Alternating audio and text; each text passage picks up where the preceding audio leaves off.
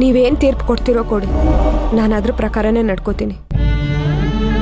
ನಮ್ಮ ಸಮಾಜದಲ್ಲಿ ಎರಡನೇ ಮದುವೆಗೆ ಸ್ಥಾನ ಮಾನ ಇಲ್ಲ.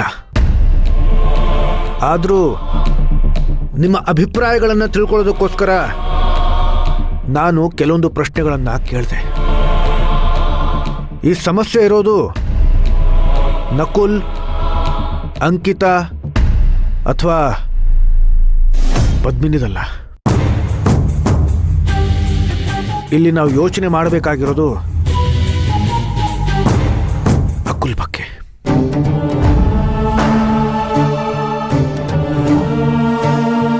ಹಿರಿಯರು ಮಾಡೋ ತಪ್ಪಿಂದ ಮಕ್ಕಳು ಶಿಕ್ಷೆ ಅನುಭವಿಸಬಾರ್ದು. ಅಪ್ಪ ಅಮ್ಮನ ಜಗಳದಲ್ಲಿ ಕೂಸು ಬಡವಾಯ್ತು ಅನ್ನೋ ಥರ ಆಗಬಾರ್ದು. ಅದಕ್ಕೆ ಅಕುಲ್ ಭವಿಷ್ಯದ ಬಗ್ಗೆ ಯೋಚನೆ ಮಾಡಿ ನಾನೊಂದು ತೀರ್ಮಾನಕ್ಕೆ ಬಂದಿದ್ದೀನಿ. ನನ್ನ ತೀರ್ಪು ಏನು ಅಂತಂದ್ರೆ, ನಿಲ್ಸಿ ನಿಲ್ಸಿ.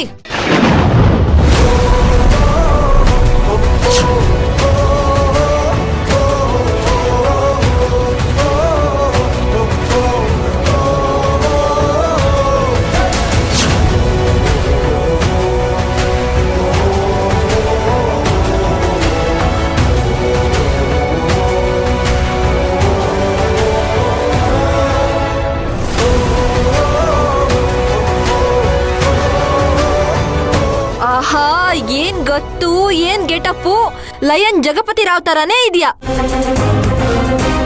ಜಗಮಗ ಸೂರ್ಯ ಧಗಧಗ ಅಂತ ಉರಿತಾ ಇದ್ದಾನೆ. ನೋಡಮ್ಮ ಶಿವಾನಿ, ಇದು ಪಂಚಾಯಿತಿ. ನ್ಯಾಯಪೀಠದಲ್ಲಿರೋರ್ನ ಹಾಗೆಲ್ಲ ಹೆಸರಿಡಿದು ಕರೆಯೋ ಹಾಗಿಲ್ಲ.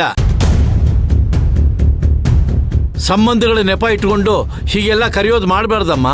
ನೀನಿಲ್ಲಿ ಏನೇ ಹೇಳೋ ಹಾಗಿದ್ರು ಕೈ ಮುಗಿದು ಮಹಾಸ್ವಾಮಿ ಅಂತ ಕರಿಬೇಕು. ಮಹಾಸ್ವಾಮಿ ಚೆನ್ನಾಗಿದೆ, ಹಾಗೆ ಕರಿತೀನಿ.